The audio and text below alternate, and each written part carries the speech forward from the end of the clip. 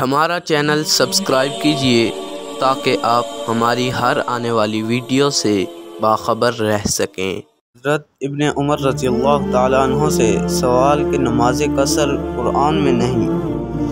حضرت عبداللہ بن عمر رضی اللہ تعالیٰ عنہ سے ایک شخص نے پوچھا کہ قرآن شریف میں مقیم کی نماز کا بھی ذکر ہے اور خوف کی نماز کا بھی ذکر ہے، مسافر کی نماز کا ذکر نہیں۔ انہوں نے فرمایا کہ برادر زادہ، اللہ جل شانہ نے حضور اقدس صلی اللہ علیہ وآلہ وسلم کو نبی بنا کر بھیجا۔ ہم لوگ انجان تھے، کچھ نہیں جانتے تھے، بس جو ہم نے ان کو کرتے دیکھا وہ کریں گے۔ مقصود یہ ہے کہ ہر مسئلے کا صراحتاً قرآن شریف میں ہونا ضروری نہیں، عمل کے واسطے حضور اقدس صلی اللہ علیہ وآلہ وسلم سے ثابت ہو جانا کافی ہے۔ خود حضور اقدس صلی اللہ علیہ وآلہ وسلم کا ارشاد ہے کہ مجھے قرآن شریف عطا ہو اور اس کے برابر اور احکام دیے گئے۔